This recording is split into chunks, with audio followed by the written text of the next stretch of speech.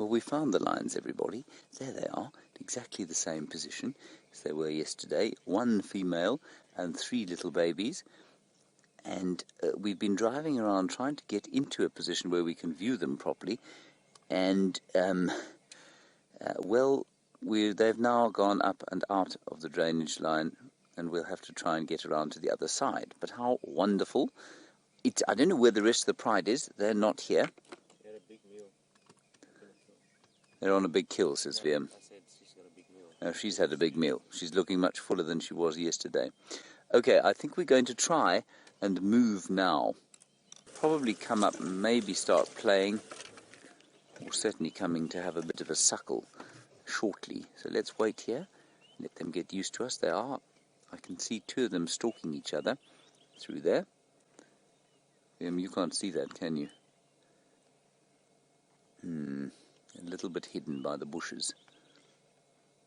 Let's wait here for a little while, everyone. I think it's going to be worthwhile to just let them settle slightly, let them move around a bit with our presence, and then we'll think about trying to move if they continue to play in that little section of bush there. Here we go. Look, look, look, look, look.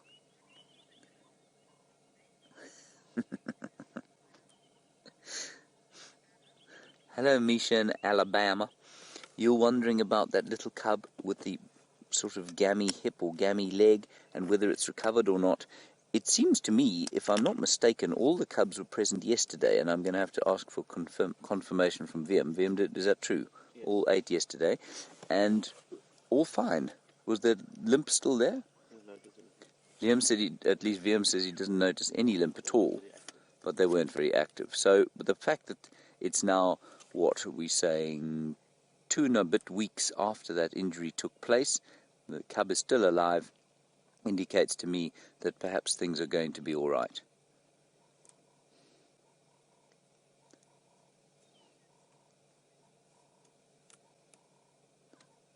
Listen. And she's chewing something called a baboon's tail. She, I say. We know that there's at least 1 male here and 1 female. And I'm not sure what the others are at this stage.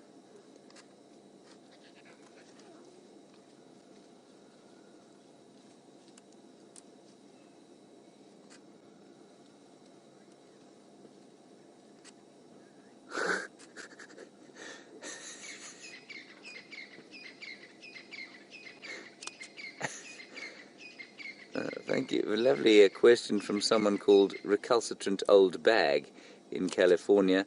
Recalcitrant Old Bag, you want to know if the lions leave a babysitter when they go hunting. I can't refer to you as Recalcitrant Old Bag. I mean, that would just be rude. Recalcitrant Old Bag, they don't, no.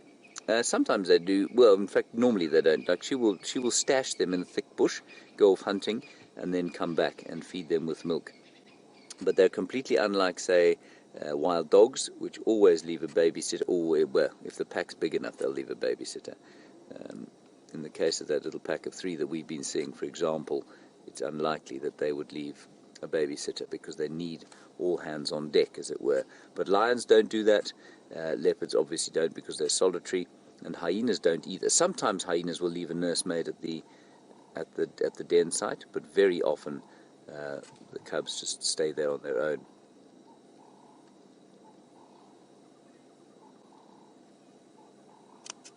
Very sweet. VM, it's not really bright enough for a man of my photography skills today. It'd be easy.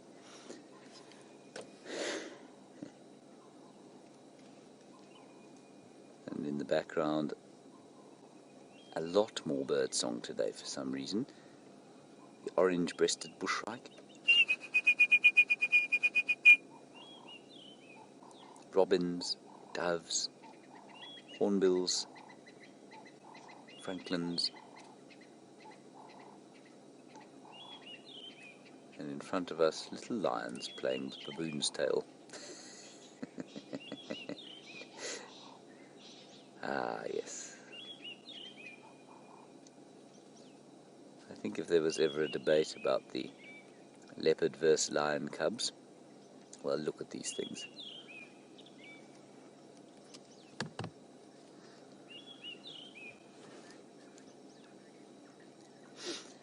Yeah, James Richard, I think you're probably absolutely correct when you suggest that a lioness would be reticent about introducing her cubs to the pride if they were on a kill.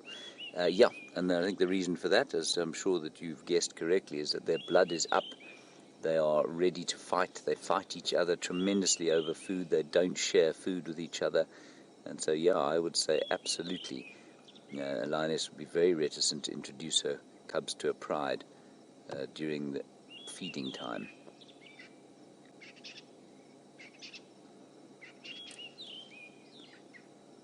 They are too sweet, these things.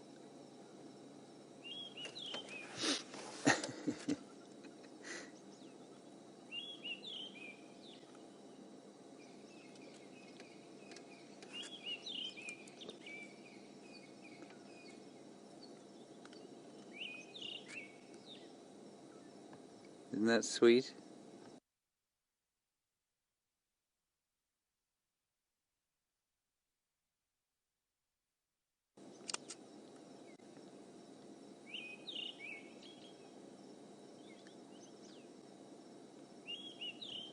Listen to the robin in the background.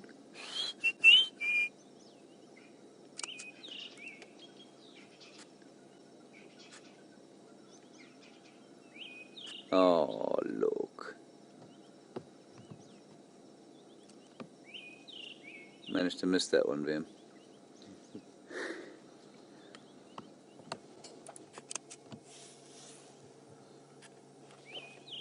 Let's look at the lions. No, you can't see my photographs. They're too ugly.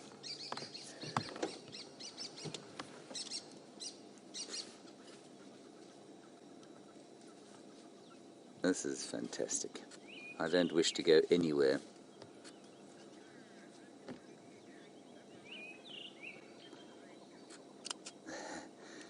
Ali, you say... well, I'm going to ask Louise to read that again. Your comment about the cubs and what they're saying to each other.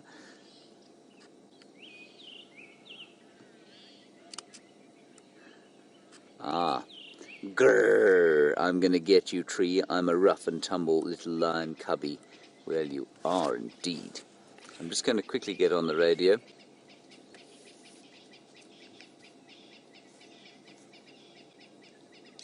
Andrew, about a 1 out of 5 visual for 2 vehicles, but you can try and make your way in here. We're on Glory Pan Road.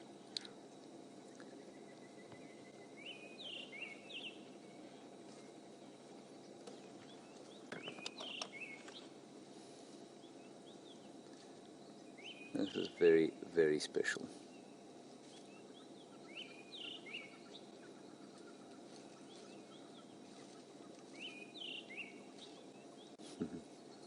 And interesting, yesterday that story of them being perhaps introduced for the first time to the pride. I think that's a good interpretation from Brent yesterday. But it's interesting. I wonder if it's a quick thing that happens, or if it happens over a period. So perhaps it wasn't the very first time they'd seen them, and perhaps it takes a bit of time for those lionesses to get used to the cubs, and for the rest of the pride to start to tolerate them. So, I mean, you read that at 6 weeks they get introduced to the pride. It's obviously a process that takes place, as they're not staying with the other cubs at the moment. Sarah, you're wondering what that plant is that they're eating. It is something called baboon's tail, or Xerophyta retinervis. Now, yes, very nice. Let's try and move a little bit, except this cub is now stalking us, Vim. Let's just wait 1 sec while the little one stalks us. Look. The other two have decided they're very hungry. And this one is stalking us. He has the look of a young prince, don't you think, Vim? Yes, he's probably a young princess. Except we know the lions, of course, are not real royalty. They're more kind of mafia royalty.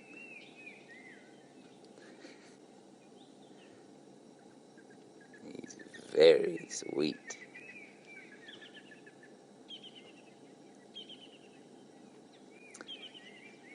Hello, Marianne. In Arkansas, you're wondering if I've ever tasted the baboon's tail, same as these lions are doing. I have, Marianne. I've absolutely tasted a baboon's tail. They taste like straw. Taste like nothing on earth. I don't think it's a good idea to eat the tubers, for example, or the leaves. I think they can be quite toxic, but I have definitely tasted the sort of capillary, strawy kind of protuberance that these chaps have been eating. It's not nice. Let's move slightly, everybody. Can you see how the light is fading? I think VM's guess that the rest of the pride could be on a fairly large kill somewhere not too far away is a good one.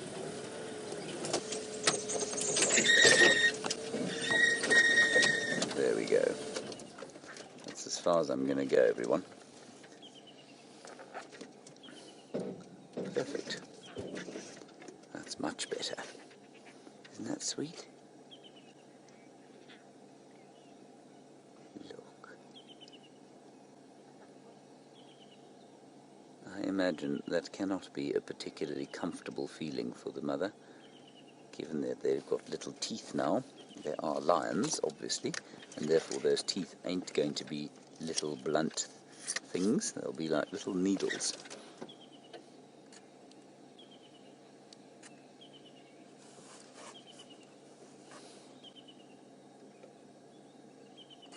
Wonderful stuff.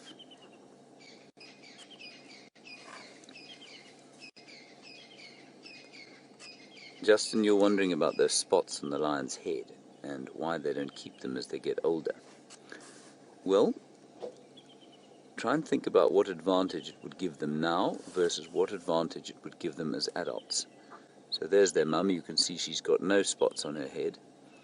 And the question is, why does she not have spots on her head? What possible advantage could having the spots confer on them? And the answer, Justin, I believe, lies in the habitat in which they live as youngsters versus the habitat in which they live as older lions. They do not lurk in the thick bush as older lions. They are basically savanna animals, and they will do what they like. They're very confident, but when they hunt often in the long grass, and they do hunt through thickets, obviously, but as they hunt through thickets, they cannot be completely hidden because they are so large, and so they have that tawny color. They hunt at night. The youngsters, a bit more like leopards, live in thick bush. They want to remain completely hidden from sight, and they live in the kind of dappled light of the drainage lines where there are thick bushes and shadows. And that, exactly like for a leopard, is a great color to be. You want to be that sort of spotted color that breaks up your outline, and that's why they've got spots.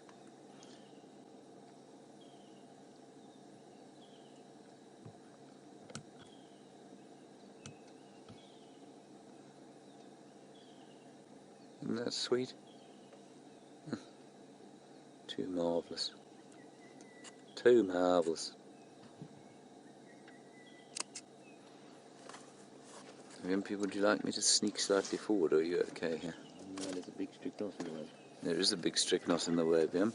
I'll depress the clutch and see if we don't roll forward. We won't. This is Wendy. No, no good.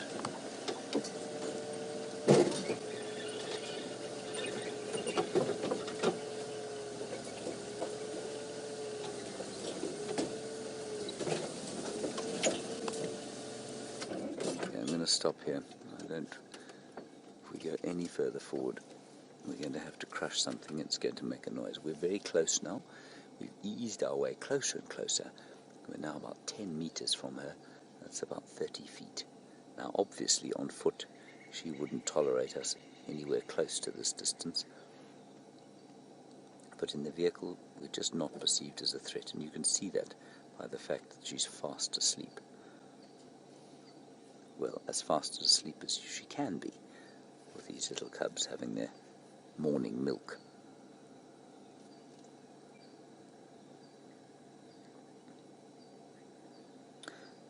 Right, let's hit a across to the far east at the moment. Brent Leo Smith is currently looking for a Singapore noodle stand in the far east. Everybody, these lions are basically stalking us now. The mother watching carefully. I am speaking very quietly. You can only see two. Oh, they're all three of them there. They're looking at Vian. They came walking up to us. They're now less than 3 feet from the vehicle. I can't even see. I can only see them through the camera lens. They are so close to us. I cannot see them through over the passenger door. She seems to be very relaxed about the situation, but I don't want to incur her wrath at this stage, obviously. But they've taken it upon themselves to come this close to us. And we can see, oh, this is just amazing. It's unbelievable. They're bigger than house cats now. You can see that very clearly now. And what I would like you to take note of is that I said the other day, somebody asked, why don't they approach vehicles like hyena cubs? I said, well, I don't really know. Leopard cubs don't, because leopard adults don't, and leopards aren't as confident. But these chaps have done precisely what I said I didn't know if they would. And they're right close to us now. They've approached us, stalked us. The other little one is now out in front. They've lost interest slightly. The mother is watching us very carefully, so I'm speaking quietly, and VM is making very slow moves on the back with the camera. Nothing sudden about anything we're doing here. We must never forget that things can go, or situations can change extremely fast out here as soon as you start to get complacent about any of this stuff.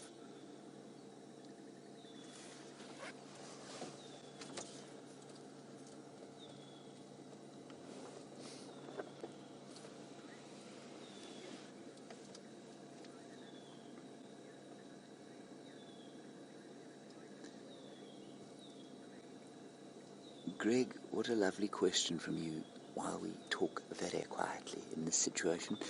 You say, are the vehicles likely to be perceived as another grazing animal by these cats, or as opposed to a sort of bipedal threat? I think one half of that is correct. They don't see us as a bipedal threat, that is clear, because they wouldn't let us get anywhere near as close as this if they were on foot, and they wouldn't approach us if we were on foot. That said, this car doesn't smell like a grazer. It doesn't eat. It comes and sits next to them. A grazer, they would be, a big grazer like a rhino or an elephant, they would move away from. A small grazer, they would eat if it came this close to them. So it's somewhere in between. They don't see us as a threat. They don't see us as something to eat. And it's quite an interesting situation that I'm not sure anyone has very clearly understood. And what's very interesting is, at least, so let's just try and sex them while they're sitting out there like that. One male, one female there, those two. No, it's just the other one we don't know. Greg, what happens, or as a friend of mine said to me once, he said, a lion can spot a monkey's ear behind a tree at 100 meters. How on earth can we think that they don't recognize what we are sitting on the back of these cars? And I think that's a very good point. It's just the fact that they don't perceive us in the same way. They just don't perceive us as a threat. And that is because I think we're not standing up. It's also because our human scent is to some extent masked by the brake fluid and the transmission fluid and the steering fluid and the engine oil and the gas or petroleum that we're burning in the car. So I think to some extent that's one of the reasons they don't perceive us in the same way. Right, there's a little lioness there who's got the... Oh, no, that's the little lioness there.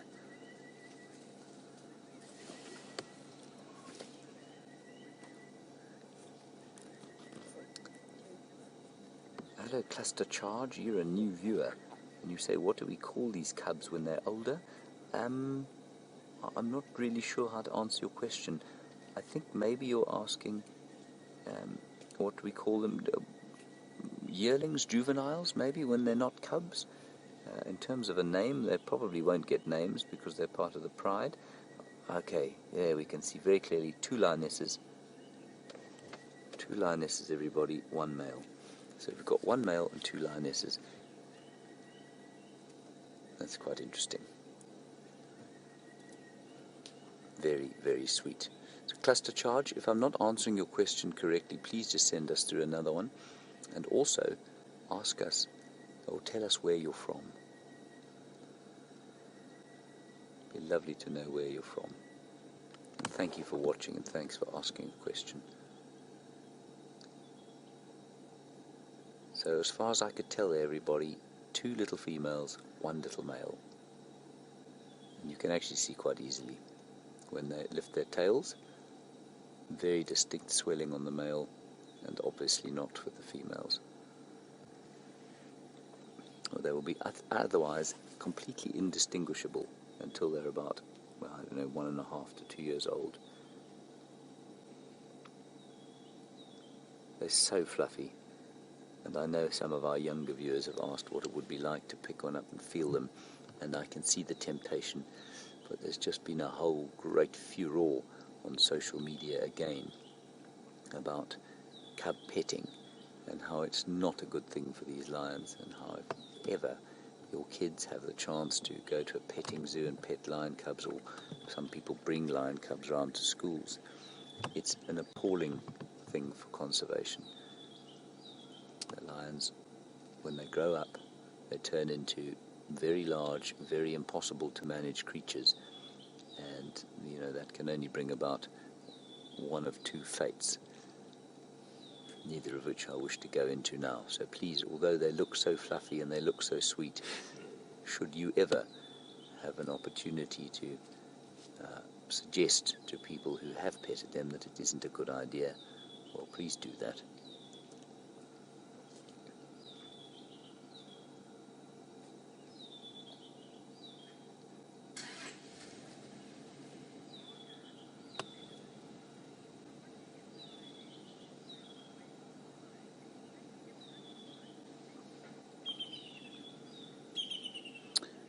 Marga, I think that your postulation is a good one. Whether it's true or not, I don't know.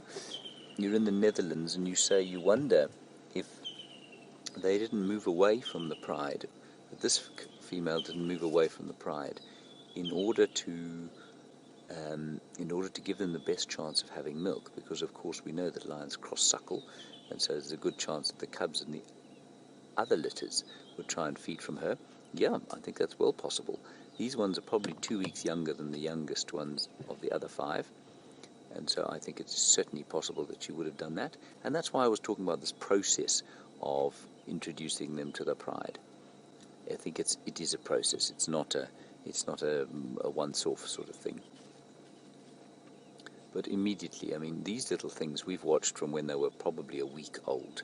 We saw them for the first time just north of Buffelshoek Dam there, in a drainage line, and they were immobile. Their eyes had just opened.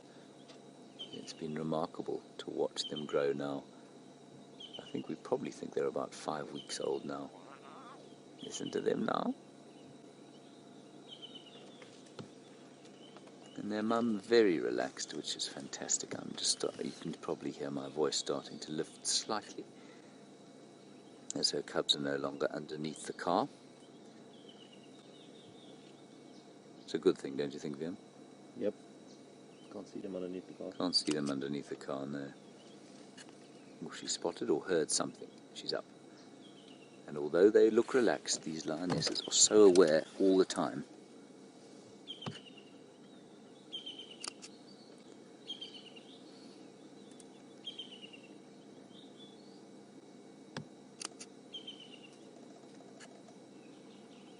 This is just fantastic.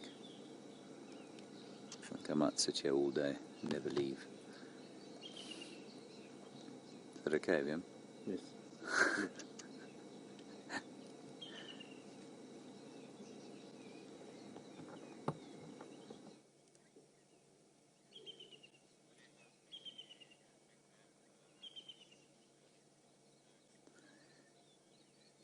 Hello, Justin. Sorry, Game Drive radio communication came as your question was asked. Weesey, can you go again with Justin's question, please?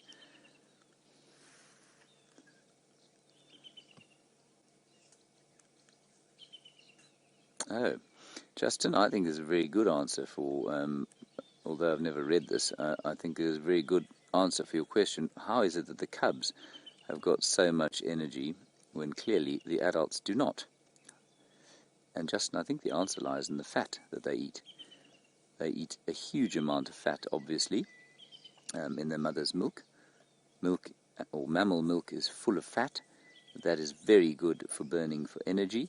And so I think you'll find that's why they have so much more energy than the adults, who have almost no fat in the diet, and therefore have to create energy from protein, which is an extremely expensive metabolic process. That makes sense? Louise, of course, is a biochemist, if I'm not mistaken, by trade, or molecular biologist. What was it, Louise? She'd probably be able to tell you more about that, the chemistry and physics of it. Yeah, she's a biochemist. Quite nice having a biochemist as a director.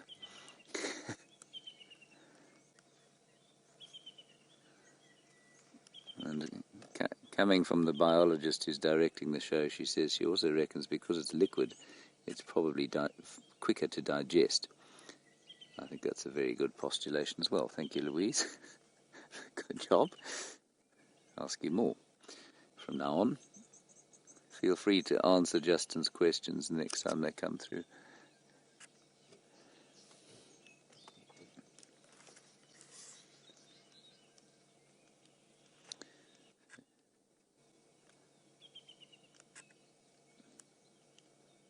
We've got a couple of engineers in camp, everyone. We've got biochemists. We've got... what else have we got? IT people. Plenty of clowns.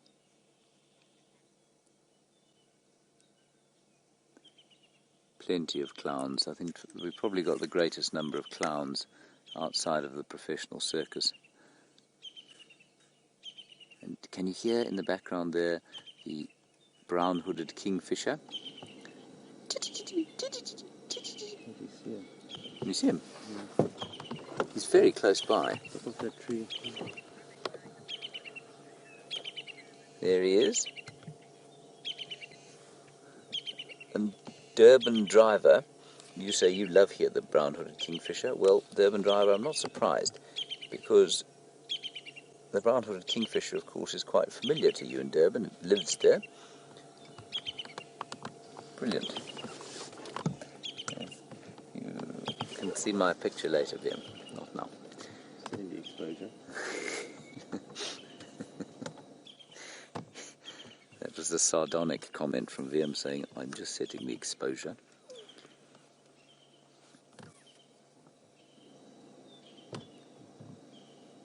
Much more birdsong this morning than I've heard for the last little while. Also scimitable in the background. Such a lovely, subtle whistle.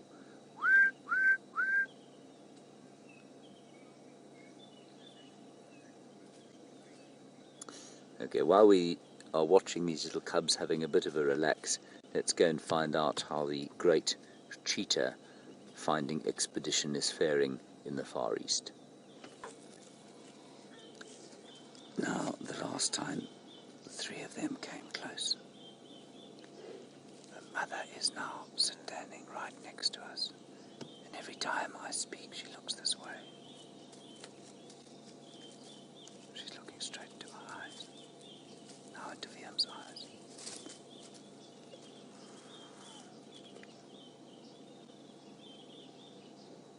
I'm just going to be quiet for a second. I think she wants to move. VM, sit very still, please.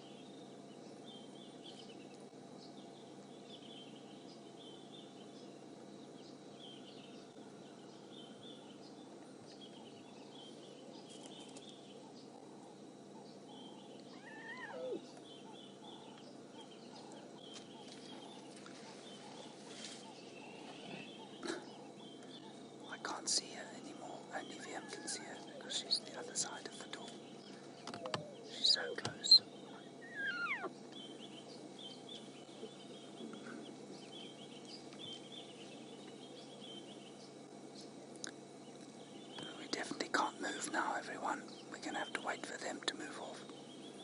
But you're getting some amazing shots there of them suckling.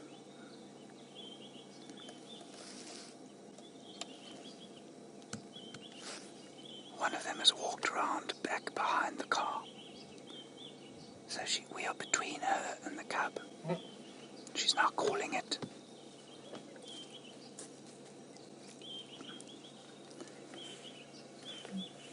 She's calling the others now because it walked right underneath the car. We can't move right now.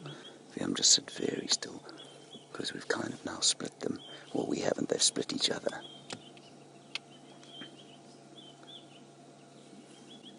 So we're going to sit very still. That little one is now trying to find Mum.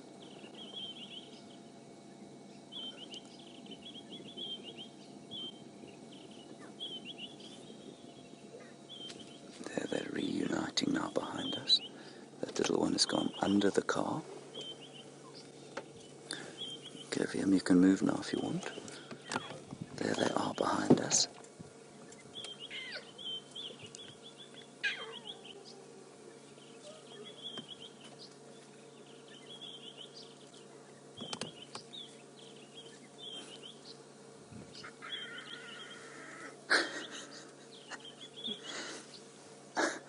I have to tell you, I feel some sense of relief that they're all behind us now, all reunited certainly. Oh.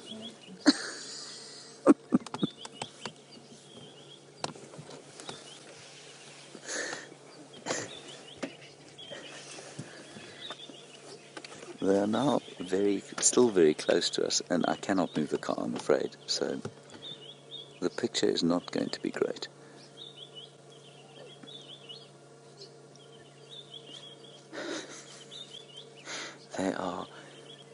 She is about 3 feet from the back tire, and the cubs are now all with her, obviously, and looking at us and proving again that, a little bit like hyenas, they are rather fascinated by the presence of a vehicle.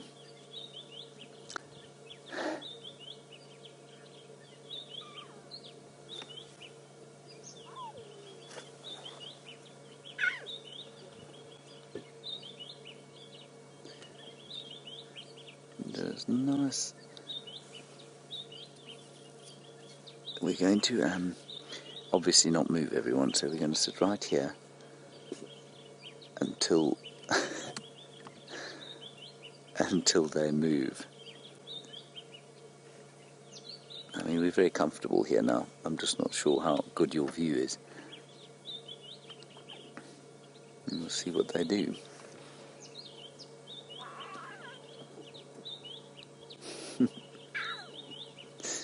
You can hear them calling at each other. Ow!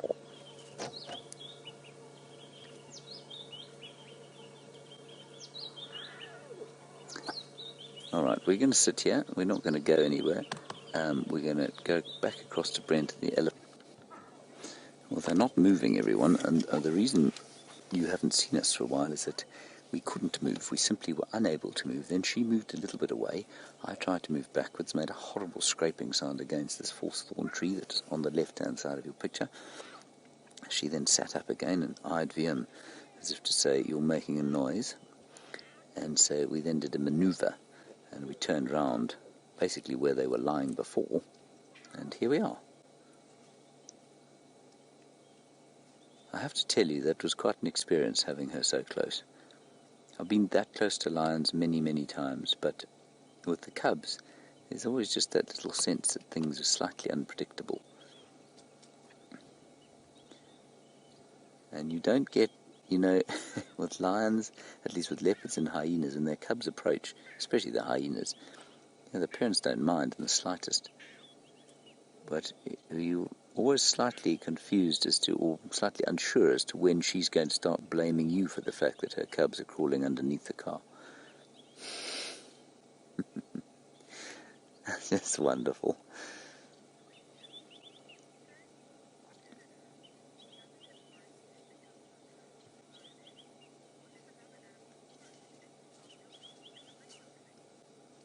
Yeah, Sandy, it's a very, valid question. You say, am I not slightly worried being so close to them? Let's see where she takes them now. Given that, what happens if another animal came past here and we were in the middle of them, would that not be a problem? It certainly can be, Sandy, and that's why we watch carefully all the time. And I mean, Herbert was telling me the story the other day of when he was a tracker, and he had a young ranger come in from town and got into the middle of a lion hunt. They were hunting some nyala. He said, "Get out of here," and she didn't listen, and they had a horrible experience where the lions caught the nyala but right next to the vehicle. And when their blood's up like that, it can be a problem. It can be quite nerve-wracking, and they can suddenly see you. I mean, it's highly unlikely, but it's possible that they will then see you as a threat. And you've got to be careful. It's highly unlikely they're ever going to jump onto the vehicle, but it's not completely out of the realms of possibility. And let's see where she takes them now. We're definitely going to give her a bit of space as she moves with them. Isn't that sweet? Look how perfectly coloured they are now. And she's talking to them all the time. She keeps going, ooh, ooh, ooh, ooh, ooh, ooh.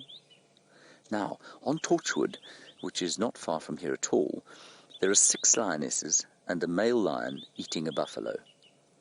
Who, how, where, goodness knows. Because it's right at the overlap. I think it's probably what we call the Torchwood Pride, but I think they definitely spend most of their time in the Kruger, east of us. But they've killed a buffalo there, and it would be interesting to know then where. When I first heard there was a dead buffalo, I assumed it must have been the rest of this pride, but clearly it isn't. And so she will be aware probably of it. She would have heard the commotion last night. The others may have gone to check it out. Look.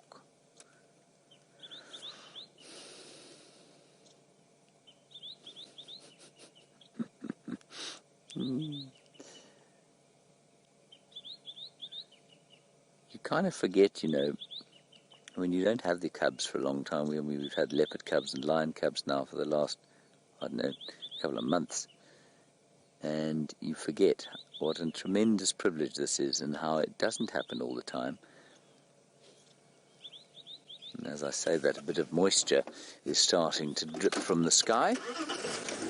Be interested to know what the weather report is like on Cheetah Plains, which is slightly sort of further along where this weather is coming from.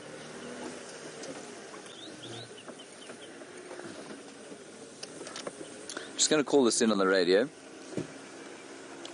We see.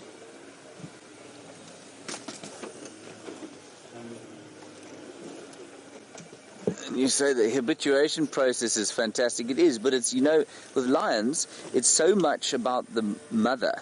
It's much more about the mother than it is about us. It's about her habituating them to us rather than the other way around. Last station, who calling?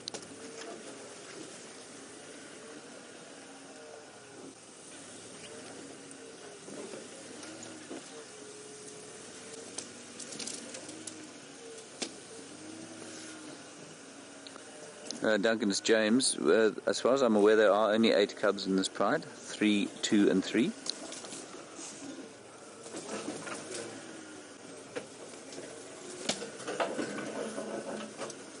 Does that make sense?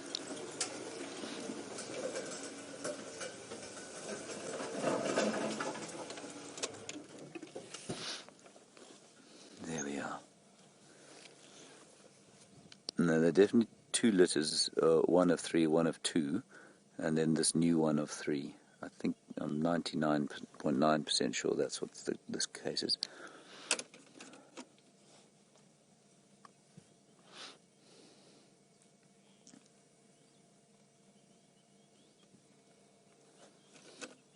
Okay, copy. No, we're with them now. They're all fine. He's just concerned they only saw 2 of them yesterday, and they were a bit worried about them. This is a chap from Buffelshoek. They've stopped now. They're in the block between Hippo Pools and Goripan.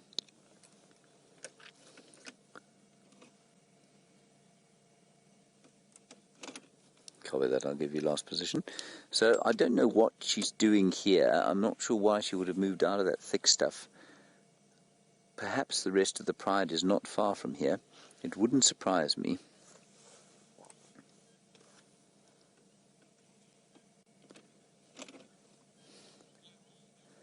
We're just having lots of talk on the radio at the moment, everyone.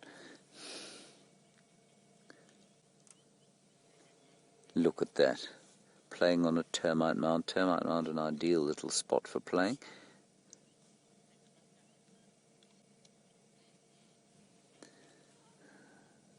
And you can see their little things. They're entertained by whatever is unusual, and that's why they approached us earlier.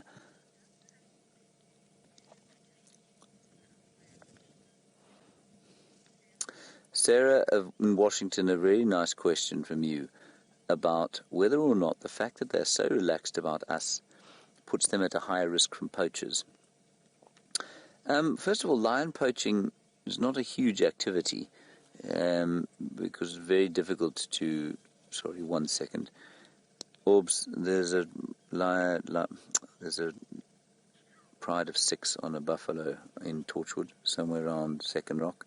Ephraim in charge there.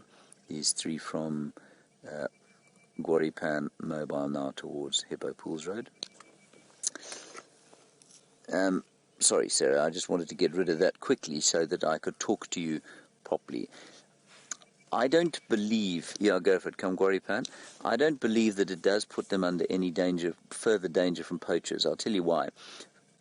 Poaching of lions does occur, but it's normally done with snares. So it's normally done for body parts. It's not done for commercial sale to sort of overseas markets like it would be for rhino. Yes, there probably is a market for lion parts. It doesn't seem to be a big thing at the moment. Were a poacher to come into the area in a vehicle like this, then I suppose it could much more easily kill a lion. Poachers don't operate like that, though. They come in on foot because they cannot come in a vehicle like this. It's impossible for them to get cars like this in. On foot, absolutely not. There is nothing habituated about this lioness to our presence on foot, and so no. I don't believe that we have any effect on that at all.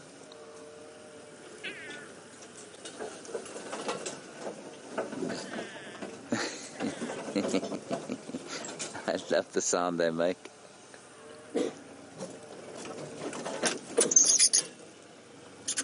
Them, you're right there.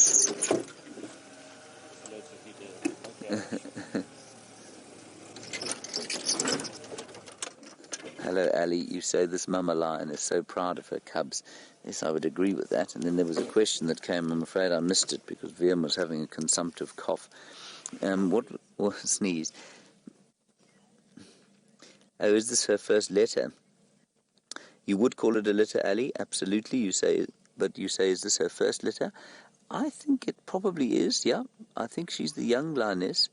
Maybe not the youngest, but you can see she's fully pink nose, which means she's probably only about 3.5. So I would think this is probably her first litter.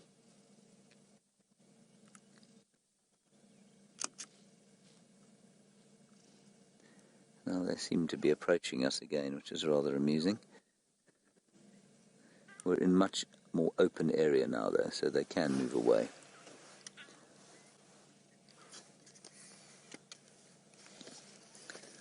Gee whiz. Sorry, 1 sec, Michael. This is fascinating information. Just keep coming on Gwaripan Orbs. You'll get us visual. Michael, you say at one stage, before the Mapocho arrived, the Nkuhuma pride consisted of, if I've got your numbers correctly, 15 lionesses and 21 cubs. Is that correct? 13 lionesses and 21 cubs. And then the Mapocho males arrived, and they were a vicious bunch of males that came in here. Didn't last long, actually. Lasted about maybe 2 years. It was 5 to start with. And they killed a lot of lions around here. They created a massive, massive upheaval. And I don't know what they decimated this pride to, but they decimated many prides around the Sabi Sand before they were eventually tossed out by the Majingelan coalition, who still operates. They've been quite long-lived. They operate there in the south and the west of the reserve.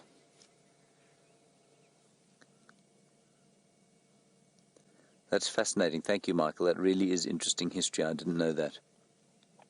Well, I was at Londolozi when the Mapocho came in here, and they were, I mean, we just every day we'd hear a report from somewhere, all the way, Ulusaba all the way to the west, up here at Djuma to the north, Mala Mala to the south. Those 5 lions raged through this area. They killed many lionesses, and obviously every cub they found. I think that's the little male walking off there. He's quite a stocky little fellow.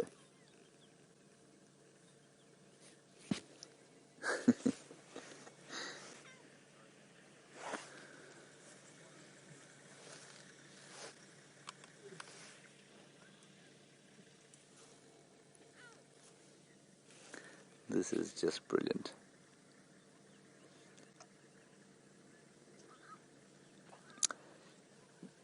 Now, good question from Megan in Texas. You say, will the male cub become part of the Birmingham coalition? Not at all. No, he will be excommunicated by his father. He will be thrown out of the pride as soon as he turns about 2.5 years old. As soon as basically when he hits puberty, and his testosterone levels start to rise, and as his testosterone levels start to rise, so he will then try and mate with the other females in the pride, and that his father and uncles will not tolerate, and they'll toss him out. That's assuming he gets that far. It's by no means guaranteed.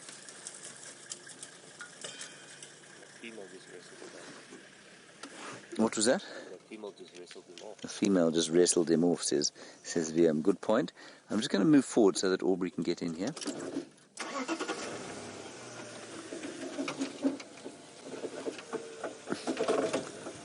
There's a lot of strychnos here, a very thick, nasty bush, but at least it's open, so she can move away. Unlike when in that other position, it's a little bit more difficult for her to move away from us.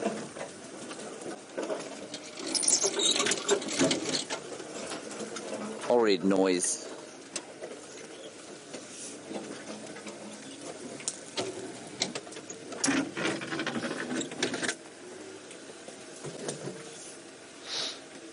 And Angel, you say how long before this lioness and her cubs decide to stay with the pride permanently? Angel, I think we're a matter of days, maybe a week or 2 before that happens. She's being so tolerant of us making all this noise, everyone.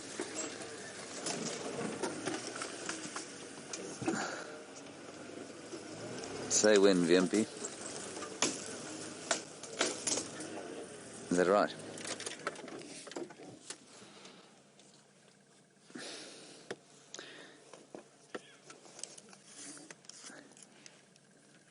Oh, and they are loving this vehicle. And listen to them, just listen to them.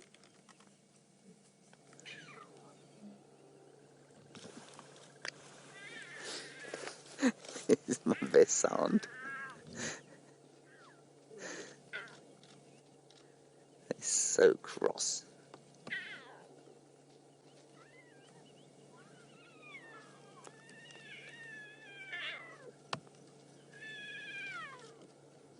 Sounds like a house cat. No, don't come up here now.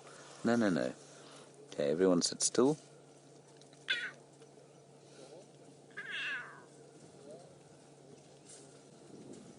They're now very, very close again. This is not really what I wanted. Let's just sit very still. They've gone around the other side of us. No, now in front of us. See, she doesn't like it when they get that close.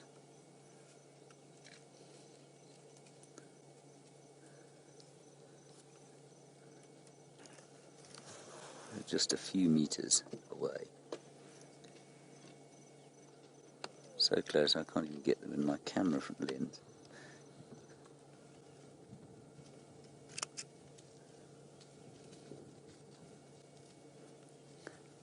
There she goes. Isn't this amazing? There's the last one.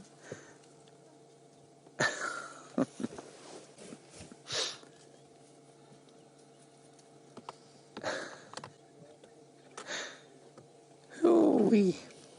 That's just brilliant, brilliant stuff. Shall we carry on, Vim?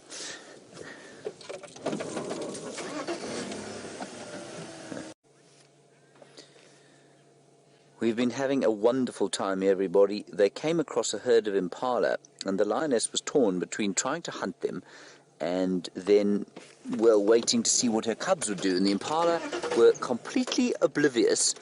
And then, eventually, I don't know if they heard maybe the cubs calling, or they heard, because the cubs didn't shut up. They wouldn't shut up. And the lioness was sort of perched like this, thinking about going off to hunt the impala, although there was no chance. I mean, she was a huge sort of open area between them. And eventually they picked her up. And now they're still over there watching. And they've been alarm calling now. As soon as they spotted them, the lioness moved her cubs out from cover, and they're now still heading towards Buffelshoek Dam. Watch your heads there, everybody. Wimpy, you okay there? And they've just come out of the block onto what we call Hippo Pools Road, and they're heading down towards the dam.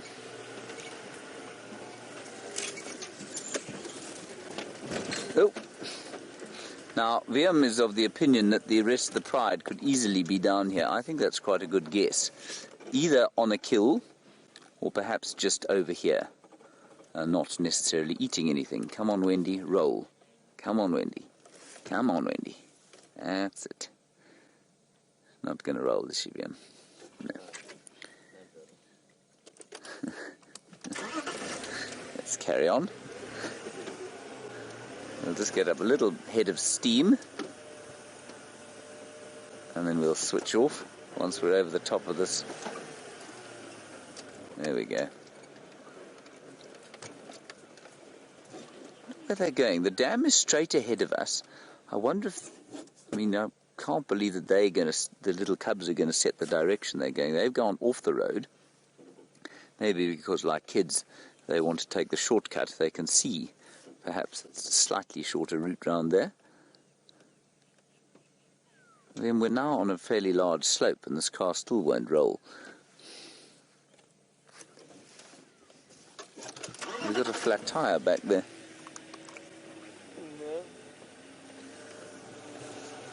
Seem to be all right, everyone.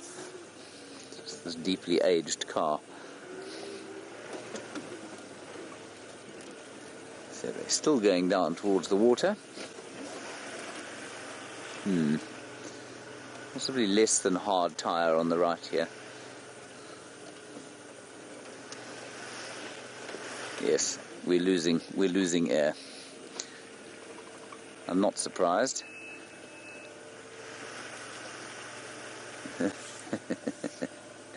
It's all right. We'll just keep going down to the waterhole.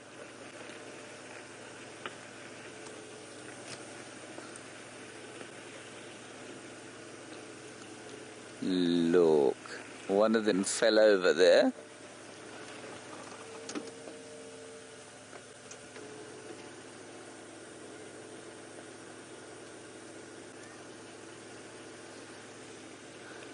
Now, let's see now. Are the others going to arrive?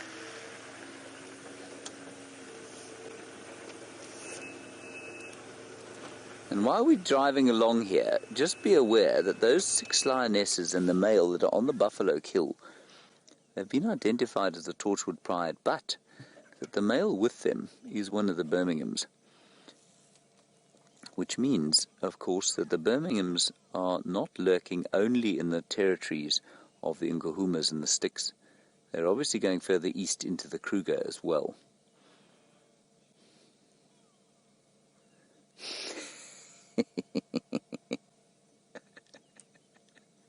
At them running.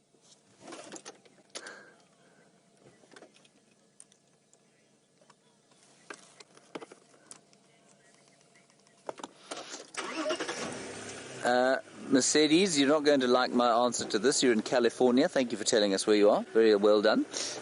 You say when the females have grown up, will the Birmingham boys try and mate with them, or will they only mate with the mothers and aunts? I'm afraid they will try and mate with them, yes.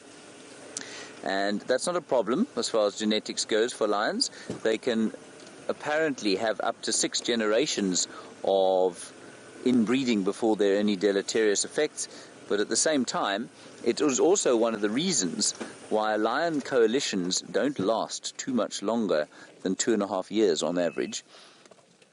They normally get tossed out by then, and that's so that inbreeding that will inevitably occur doesn't occur, because the lions will breed with their daughters, have young cubs. Those cubs will be killed by the incoming males. And so that does reduce, although that infanticide is a horrific thing to have to watch and experience. Look at them running. What the infanticide does, it does reduce inbreeding, definitely. Look at him. Shouting at mum, going, ow, ow, ow. That is just too sweet. I cannot believe that those tiny little things are going to one day look like a big Birmingham boy male lion and this very intimidating female. The tyre looks okay.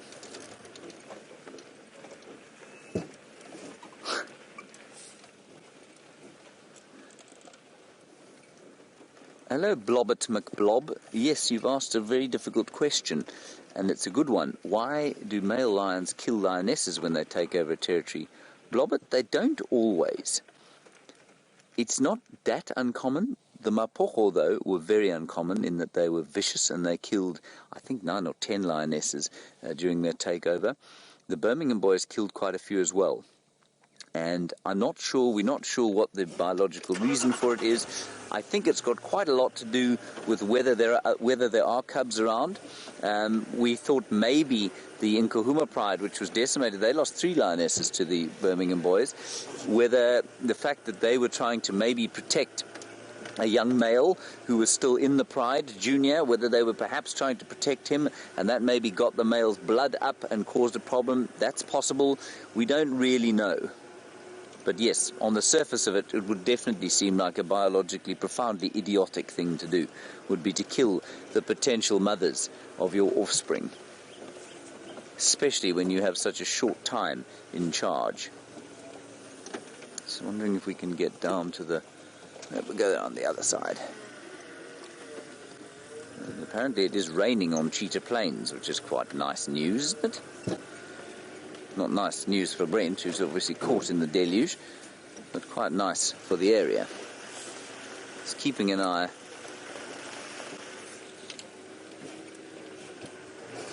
And Brent apparently is complaining about the fact that he didn't have his rain pants and rain coat. I don't either. I don't blame him. He doesn't have rain pants. No, he doesn't have rain pants, says VM. He's delusional about his wardrobe, everyone. I wonder the rest of the pride's not up here. But maybe these chaps will go and have a drink.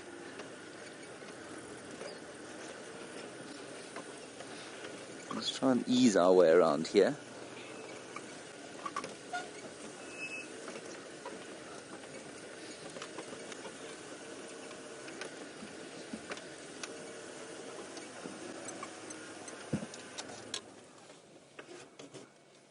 Just get into a position. He also, Brent says he bought rain pants when he went to Rwanda. That was very clever of him. I think rain pants are one of the most underrated pieces of equipment you can possibly own. I don't have any rain pants. But a Land Rover is specifically designed to funnel rain into your groin from the steering wheel, so rain pants are a very good idea.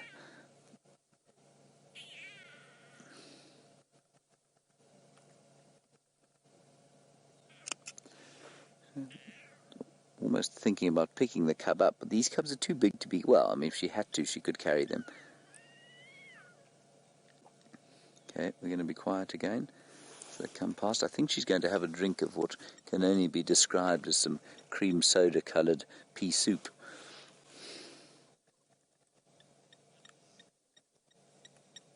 She didn't like that, did she, Viam?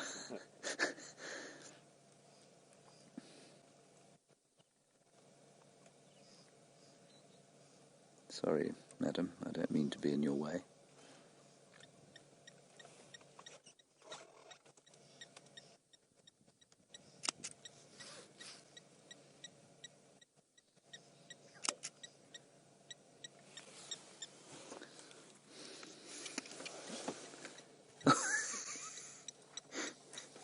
Did you see him fall there? Shame. And their mum's having a drink now from some different pea soup. We really are completely in the wrong place now. They can drink for quite a while sometimes. I'm going to move now, everyone, so we can get round the other side of them.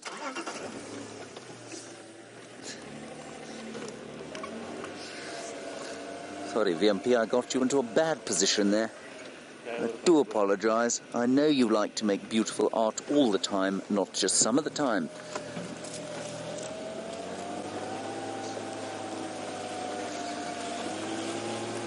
And just watch out for the rest of the pride there as I reverse down here.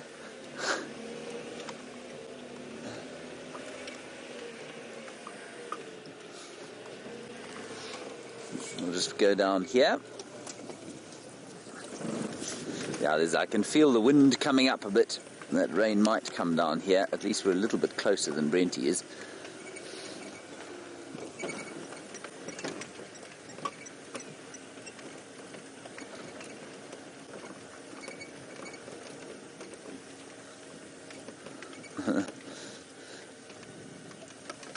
There you are, Vim.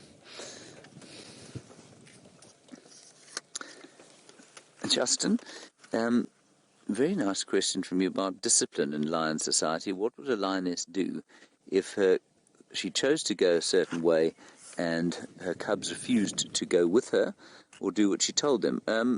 Corporal punishment very much still the fashion with lion society. And so what you'll find, Justin, is that they don't disobey. If they disobey, they get smacked very hard, and there's never much doubt in their minds as to what they're supposed to be doing.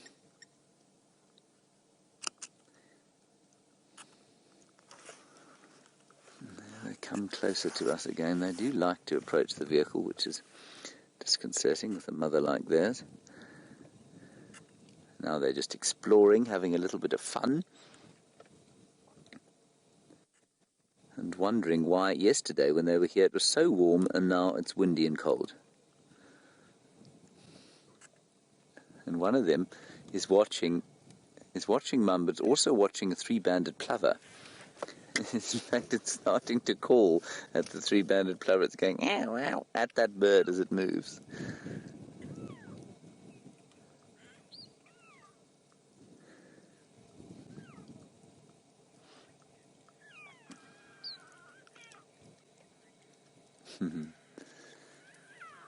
Hello, Micah. You're wondering at what age these little things are going to start hunting with their mum or with the rest of the pride. They'll start accompanying the pride on hunts probably from about 8 months or so, but they'll hang back. They won't be part of the hunt. From a year, they tend to get a little bit more involved, but they tend to make a hash of things. They're only really sort of fully contributing members of the pride from about 2 years. So they've got 2 years to kind of get used to the life of a lion. I don't know what they're looking at. They feel obviously very safe here with their mum. And they do drink a lot when they decide to drink. They don't have to drink much, but they do drink a lot when they do.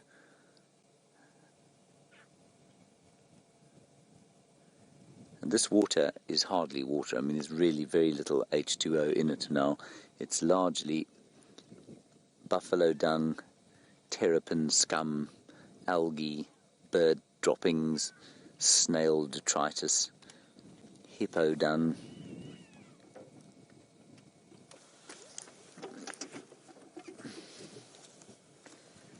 And now the little cubs are trying to drink. Here it comes, everybody. Here comes the deluge.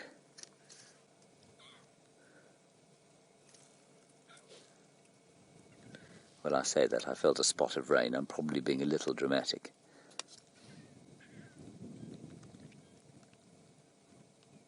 You might just be able to hear the pitter-patter. Tick, tick, tick, tick, tick.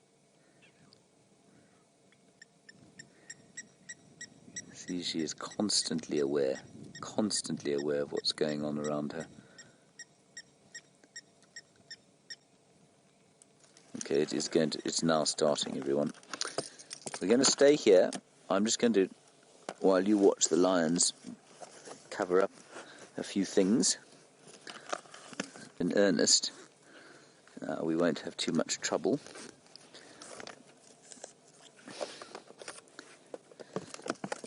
You see how much she's drinking? I mean, she's putting away litres and litres of water there. And I think that's probably as a result of the fact that she's quite thirsty after whatever she ate last night. And I'm also very interested to know where the rest of the pride is and what they ate, because I'm sure that she would have contributed to a hunt and then gone back to the cubs.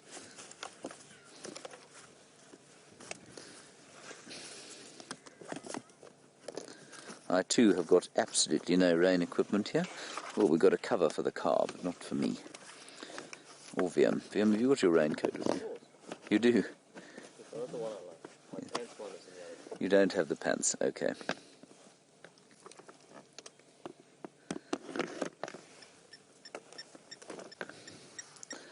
It's not teeming out of the sky, we're okay for now.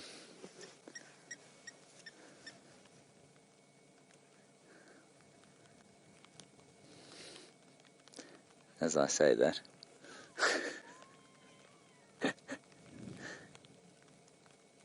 She's talking to them. It's so interesting to hear the difference in their voices. She's going, oh, oh, and they're making that lovely high-pitched squealing lion sound that they make. Right, let's see where they go now.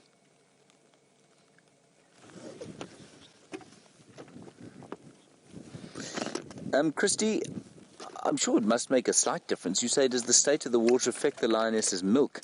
I'm sure it must affect it in some way. I don't think it necessarily affects it negatively, though. Lions and leopards specifically will drink this foul kind of water. If you look at it as we drive past it, I mean, you wouldn't put your face in that. And if you did, you'd certainly spend quite a lot of the coming weeks in an outhouse. But I don't think it'll affect her milk nearly as much as the quality of the meat she eats. That's definitely going to make a huge difference to the amount of milk she eats, especially the amount of fat. Now, we've spoken extensively about the drought. We've spoken extensively about the effect on the predators. And we've said, well, you know, it probably has quite a good effect on the predators because they can catch so much more. There's many weakened herbivores around. But the other thing to consider if you're a lactating female is that in order to make good milk, you need fat. Very few of the animals out here have any fat on them at all, and the fat that there is in the bone marrow and in the organs. And of course, if an herbivore is nutritionally stressed during a drought, those fat reserves are going to be the first nutritional reserves that are used up in the body, which means that inevitably their predators are going to get less of that fat, which means that's going to affect her milk. So a drought will not be a good thing for a mother trying to feed her cubs. Although, I mean, these ones are in prime condition. You compare them with the skinny little Styx cubs that we had the other day. These chaps are stocky and fine. I think she's going to lie them under this tree as the rain starts to patter down. Unless she goes towards the drainage line on Nyala Road North, where we first met them. Hi, guys.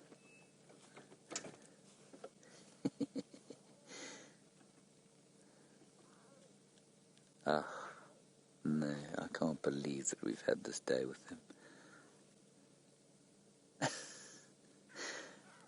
You see how stocky they are? They're fat little bellies. They remind me a little of my nephew William. I won't tell his father that.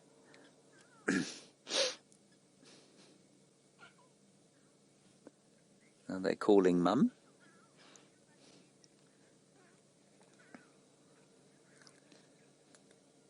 Yeah, Aaron, I agree with you. I haven't spent much time with the older ones, but you say you reckon that these chaps are a bit more talkative than their older cousins. Yeah, I think you could well be right. It's in the road there. And Mum is sniffing on a guarri bush, of course, and doing the Flemen grimace, interpreting what she smells, because, of course, what happens there is that there's a guarri bush where, and it would have been marked by probably the other lionesses, or even a male, maybe even a leopard.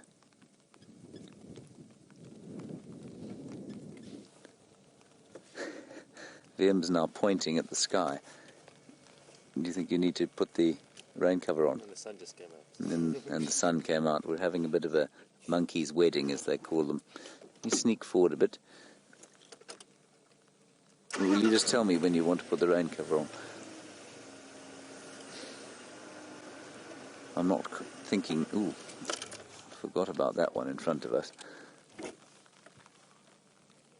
Okay, we're going to have to put the rain cover on, everyone. We can stay live while we do that. It just will look a little bit odd. So I'm not sure what Brent's situation is, but you go for it, Liam. It's quite nice, little bit of rain that we're having here. We just need to be a little bit careful about... Yeah, you know what, I'm going to move back a bit. Yeah, let's move back a bit. We can't put the covers on with the lion here. The cubs are going to react badly to it. So let's go across to Brent and find out what's happening with him. We've decided not to put the rain covers on, everyone. The sun came out. It stopped raining. Well, it's still drizzling a bit, but this is going to be the last view we get of these cubs, I'm afraid. They're going into a block that is extremely difficult, if not impossible, to get into, and I think we've had such a wonderful view of them that I'm tempted to just let them go in there without following them. Well, we can't follow them through here. We could try again this afternoon, and I think that's precisely what we will do. What an incredible morning we've had with them. Phew! Some nice pictures, I think, Brian. I probably got 200 pictures. I will probably keep one of them. Nice. We can upload it onto Blurry Safaris. We'll upload it to Blurry Safaris. Thank you. Thank you for that, Viam.